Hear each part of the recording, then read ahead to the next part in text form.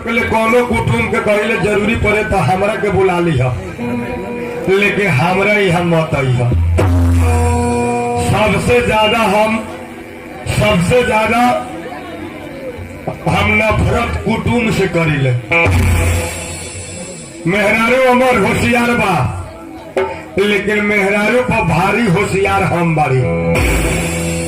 ऐसे हम तो पढ़ल लिखल नहीं थी, लेकिन हम अपना दिमाग से हम अपन घर चलाइले। भले डेरा में चल गए लेकिन बैठ के देख लो उसे साथ बना के बैठ। काहे कि गरीब बारी भाई सजिया के खाई ले तो सवेरे के सोची ले, सवेरे खाई ले तो सजिया के सोची ले। चिमने में ईटा ढोइले का करे, अगर न कमान तो एको दिन के खर्चा घर में नहीं खे। हमरा मुसहारवा हाल हो गए बा।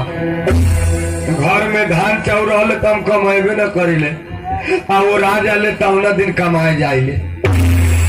मेहरारू हमार मिल गए लमहर, हम तब आधे 100 ग्राम चाउर में हम पेट भर जाले, लेकिन मेहरारू हम मिल गए 1 किलो चाउर के भात खाए।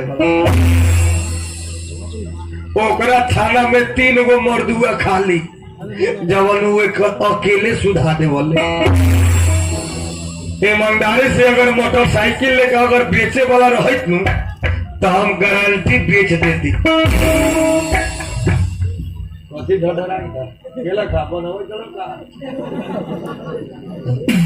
लेकिन यह बात बा कि मेहरारू घर में ढोल हमरा बन्हा गए। हम न जानते रही कि इतना दासा होले शादी काला पर हड़बड़ा के तब बियाह को ले ली, लेकिन आज ओकर खर्चे उठावे में हमरा मुश्किल बा। 5 साल हो गए अभी एको गो बालो बच्चा न भे। गांव के लोग शिकायत करे मोबिलवा के बाल बच्चा नहीं खे। कहाँ से हो, कहाँ से बाल बच्चा हो? भगवान देहुई वाला नहीं खे, होए वाला रही तो हम मुर्गा मुर्गी के बाल बच्चा लेकर चेवचे चेवचे कहवा दिले रहते, टरेर लेखा लाइन लगा दिले रहते। डॉक्टर कहले जाके भैयारी लगे बोला तो ओकरे कहिए हेल्प करता हूँ, तो हम केने जाऊ खोजे। ये बात सुन के बड़ा लोग हंसत हो, कह देगा कहीं हमरे न कह देवे हेल्प करेला। तो हम अपन घर के धुतिये पर रहिले, जवन हमारा घर में पकड़ा गेल 30,000 से कम न डाला। हम वहू पर तैयार रहे, वहू लेकर 2 गोड़ा पकड़ा जाओ कि केहू में 2 साल के खर्चा घर के चलो। हाँ, हम डायरेक्टे वहू पर उतार जाये। लेकिन गांव के सबसे भारी मौकी चूस हम बारी। आज हमारा घर में हम भगत हो गई, मांस मछली छोड़ दिले बारी। अब 6 महीना से भगत हनुमान राधना 8 मोठ ये समय बऊ आइले, घरे मांस मछली न ले आइले। आज कुटुम यहाँ चल गला के बाद में हम बिना मांस मछली के खेबो न करी, लेकिन हम अपना घर में भगत। मेहरारू हमारे 1 महीना से कहता ये जी हमरा ला खसी के मांस किन के ले आ दी। एगो खसी के मांस ला 3 महीना से रूसल फूलल बा। कोने हाला कर रहे तब बोले दशहरा में कई खसी के मांस खते, तो छठ पवनी में बचा के ले अली। एने अली तक गढ़ी माई के मेला बा 5 साल के 1 महीना मांस मछली छोड़ दे। पूर्वक बतैका कलक डाक में पहनेला नहीं खे, ठोप कीन दी। जाके हम घोड़ा सार के सोनार के हाथे साइकिल के भल पीने के ठोप बनवा दी। वहां तक गोड़ में फाइल लेके 10 साइकिल के चैन कटवा के फाइल बनवा दे। और 5,000 के साड़ी कीन दी मेहंदी शोरूम में। हमू जाके 150 के कट पीस लुगवा न बिका ले, 600 में 7 गो ले आ दी। वो बतावा लीजिए हम कीनी ले का करो। ऐसे मेहरारू हमार तैका हमरो से बुर्बक लेखा बा, लेकिन हम तैका होशियार बारी। मांस मछली हम घर में न ले आले, मेहरारू के मंगा देले बड़ी हम। जौना दिन मांस मछली हम घर में ले आम वो दिन केनू न केनू से सर्व कुटुम्ब पहुंचिए जाए। ननू फरियत हो झगड़ा फरिया वाला ना हो कही तारी उखाड़ दिले। मुसलमान कि हमरा ला खसी के मांस किन के ले आ दे कौन बात ना वो बवाल फरिया गला बढ़ जाए वो 10 गोला यार वाला हेड़े में हो जाए वाला बा। चलिए देखा था कि मेहरारू हमारे इंतजार करत है कि अभी तक ले हमारे मोबिल लाया। मेहरारू कहाँ बोले रे? मैं वापस आऊंगा, मैं वापस आऊंगा, लिखो कब आओगे, लिखो कब आओगे। लाइकी आज क्या कहीं शादी के 5 साल हो गए आज तक हमारे देश को बर्बाद चला भाई क्या कहीं हमारा 15 ऐसे नमाज से ब्याह करा दिले एक घर में ही नहीं तब से आज तक मैं कुछ पूरा करके नहीं खिदले कहीं वो सारी किंदी सारी ना किंदला कहीं हमारे जो चांदी के पाल बना दी उन्हें तो गोटे चांदी के पाले ना बना दिला आज करे हाथ उनके से बोल भी नहीं करो ठीक है हम इधर करते नहीं।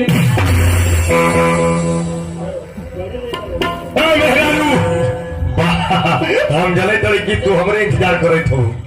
अच्छा बा कहाँ के तैयारी बने ले कहाँ की तैयारी? हाँ बाप रे बाप वो काहे कहाँ जाके चल फलाने बने ले बाजार। हाँ घोड़ा सा हाँ तब घोड़ा सा बाजार जो ठीक पा टाइमली 10-11 बजे रात ले चल रात के हाँ ओने से गाड़ी 2 बजे आवेला का मतलब तू से पैदल जब से ट्रेन से हाँ साफा गलासी से काट दे हम प्लेटफार्म उड़ी गेल तो समझ लिया छोड़ दे में ही भी छोड़ दे तो हमरा ऐसा सोफर तोरा मिलबो ना करे तोरा कनिया। हाँ। बाप रे बाप आजकल से हम तो भाग कर फूट गए हाँ। क्या बाप मत रे ऐसा कोई चेयर पकड़ से ब्याह करा देला चेयर बोका बड़ी अरे हमा भाग कर हम जुट गेल कि तोरा ऐसा सफेदा के गाछी से बियाह हो गए रे कोनिया तेरे कने 12 बोतल बेना वाली कारी अरे इतना मना हो बाप ने तो 12 कर जाम करेला तब जाके हमरा से ब्याह भइल बा नहीं तो वो तो ब्याह ना हो। हमा बाबू 12 गो अठजाम करेला 12 गो अठजाम में घूम घूम के खलाई करलाई ना हमरा दूरा पर जो आज तक ले 5 गो लोग हाथे में धुले हो तू अठजामे खोई तारे तो हर बाप के नसीब ठीक रहो कि हम सस्ता सुविस्ता मीठा पाक ईटा लेकर हम मिल मिल गई। हाँ। बाप रे बाप हमरे देखेला चिमनी में तोर बाप पिठिया के गेलो मियान में हम साइकिल पर ईटा ढोइत रही तो हर बाप देखते कोई बात हमार हमर पवन सिंह लिखल लग बाप रे बाप हाय कोरिया के मुंह देखी सामने तो भांडा खेत में टिकल हारी। हाँ टिकल हारी है हारी तो टिकले हारी बड़ी तो लेना चल तो अपना नैहर भांटा के बारी में बैठा दिए भांटा में कीड़ी ना लगता सारे कोरिया सुना ये बेटा अब औगा में बोल काय न बोली औगा बाप हमरा से ब्याह कराइला हमर बाबूजी के गावे गावे बाजार पिठिए ले घुमत रहला तार बाप हमरा से ब्याह कराइला तो बाजार पिठिया लऊ लेकिन तोरा दूरा पर मां बाबू गिरा रे कोने चेर बगत सुना के बेटा मर के हला ना झर पे रे सोच बोल गरियाऊ ना काय न गरियाई ऐसे इज्जत तोहर जा तार बाप 5 दिन खाली हमार दुआरिया घर ले रहा वो सारा दही छिड़ा काला रे सुना के बेटा वो मां बाप बोले तो दही चूड़ा खा ले तोहर बाप धाने धाने गहुए गहुए लुए बौगाई तो बौगाई हम दूरा में आके घून वाला चिवड़ा खल तो हर बाप निमन घून वाला चिवड़ा हाउ हाउ ठोकत तार बाप से कमी है हमार बाप बीड़ी सिगरेट पी के फेंक देला तार बाप उठा के पिज्जा ला रे सुना करे हां तोर बाप पूछो दी माटी उठा के दे दी तो हम ले आ तो बीड़ी रहे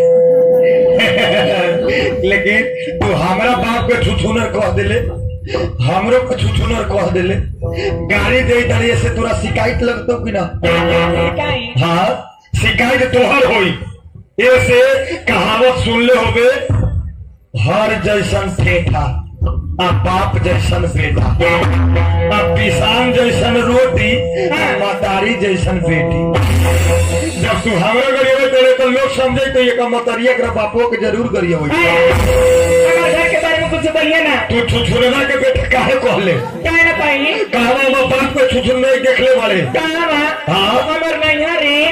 तोरा नहीं है? हाँ हम बाबू तोरा ये कोई गिल ही नहीं खे। नहीं हो। एक बेर गए हम बिदागरी करावे टेम्पू ऑटो लेके, एक बाप के हम खाली ठंडा के महीना घूर बैठा रहे।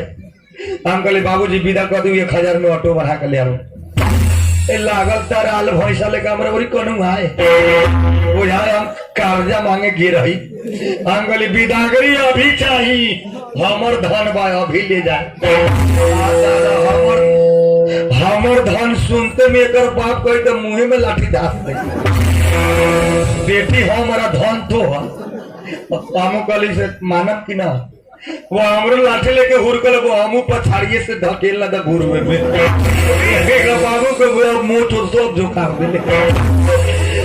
हमर घर के बारे में कुछ बोलिए ना। तो हमार के दान भड़का दे हम। तो बाप कैसे कह दिल 3 दिन में मेहमान घरे काम धंधा ना हो यहाँ गोर ले रहा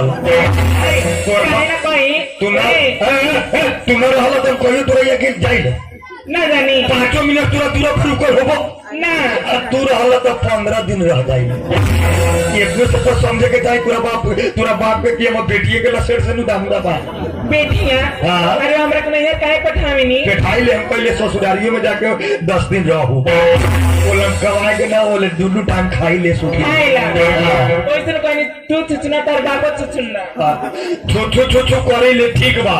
हम बाबू छुछु वाले हम हो। हां लेकिन तोहरा यहाँ हमरा यहाँ हाँ सब तरना ओ काहे तोरा था ना ना सिरे चारी बोरी न छुछुआ ले तोरा यहाँ जाके हमने दोनों बाप पे छुछु काहे करी ले? काहे रे? रे न कहोगार न बोल काहे न कोई रे? ई कह कि काहे छुछु करला करी ऐसे हम छुछुआई ले तोहरा दे। हां हमर बाबू छुछुआ लो तोरा मोतरिया के बेटा देर बना नो तराक लगा के जिप निकले। तोहर बाप के तोरा मतारी के चाल निमन हो।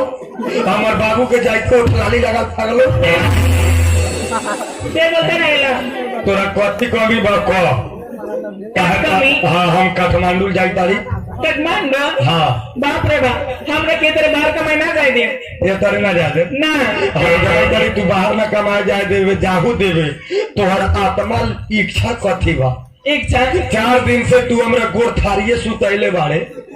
वो हम बिने पर नींद टूटले तो चटाइए ओढ़ले रही ले। 1400 के ब्लैंकेट में एको दिन हम सुत लिया ना सुतनी कहिया सुत ले? बाप रे बाप। अरे उतर रात में आदमी दारू पी के हम बिछौना पर देने रोज सुते के। अरे ब्लैंकेट हटा के चटाइया ओढ़ ले तो हम का करी? ए दरगा पर जानो ब्लैंकेटवा 6 हकल हां तब नु चटाइया ओढ़ जालो रे। में तोहर गलती नहीं है। हमार गलती ना। मेरा रू प्यार से कहबे ना हां ईमानदारी से कहे तारी बाप मतारी मर गई हमरा तो महसूस ना हो। अच्छा लेकिन तोहर चेहरा उदास देख ले तो बुझा ले हम घराड़ी बिका गए। तू एक बेर कह मेहरा रे तोरा ला हम हवाई जहाज कीन दे हम हवाई जहाज पूरा घोड़ा साल फ्री करवा दे।